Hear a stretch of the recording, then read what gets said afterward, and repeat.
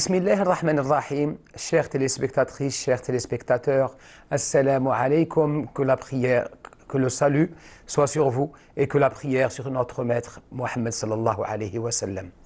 Le cousin du prophète, Ibn Abbas, rapporte avoir entendu l'enseignement suivant de la part du prophète sallallahu alayhi wa sallam.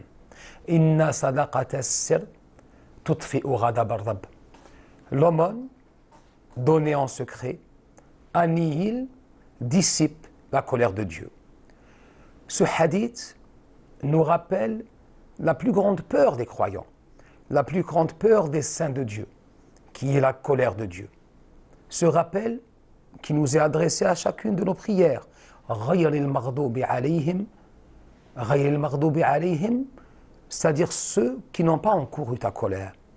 Par opposé, alladhina an'amta alayhim, ceux que tu as comblés de tes bienfaits. Et on le voit même dans l'allégorie linguistique. Ceux que tu as comblés de tes bienfaits. Alladhina an'amta alayhim. Dans ce verset, le Seigneur est présent. On s'adresse à lui. An'amta, que tu as comblé par tes bienfaits. Mais dans l'autre verset, ghayril maghdubi alayhim, c'est au sens passif. Le nom du Seigneur n'y est même pas invoqué. Maghdubi alayhim, ceux qui ont encouru la colère. C'est ceux qui ne sont plus dans la présence de Dieu. Ceux qui ont été chassés de la miséricorde de Dieu. Or, cette colère qui fait trembler les Allah, qui fait trembler les gens de Dieu.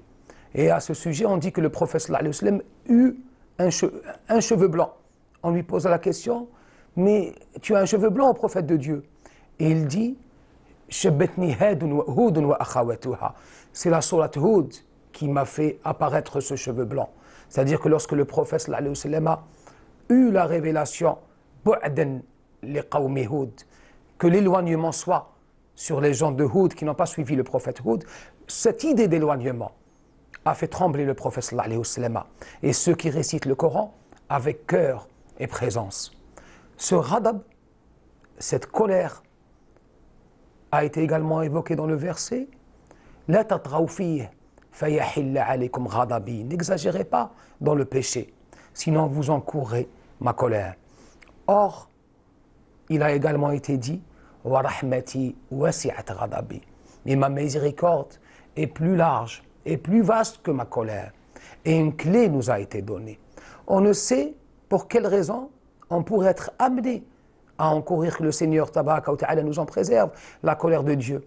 Il a été dit, ne méprisez aucun péché, aussi petit soit-il. Peut-être que la colère de Dieu y est cachée. Mais une clé nous a également été donnée. C'est celle d'éviter ce courroux, d'éviter cette colère de Dieu. Et si, par mégarde, on a pu l'encourir, qu'elle soit levée et qu'on en soit préservé.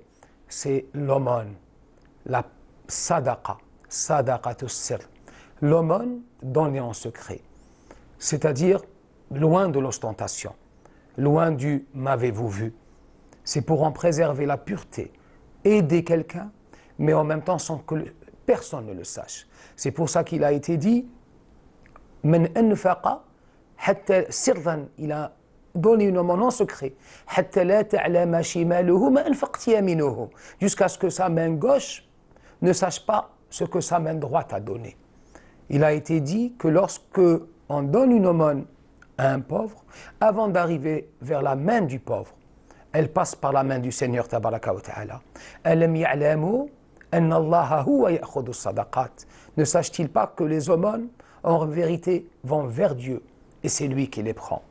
Or, c'est un bienfait extraordinaire, l'aumône.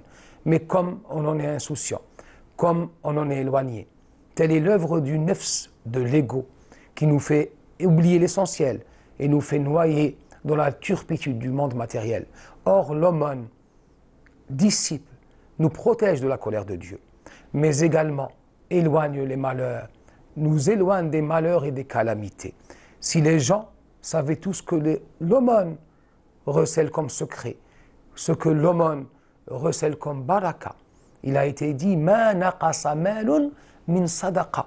Jamais une fortune ne diminue lorsqu'elle lorsqu'une aumône, on est dégagé. Car au contraire, l'aumône vient comme la zakat, de la nema. Elle a pour vocation de rajouter les bienfaits. Ya abdi, unfiq alayk. Plus tu donnes, et plus je te donnerai. As-sadaqa elle protège du mal, elle met à l'abri.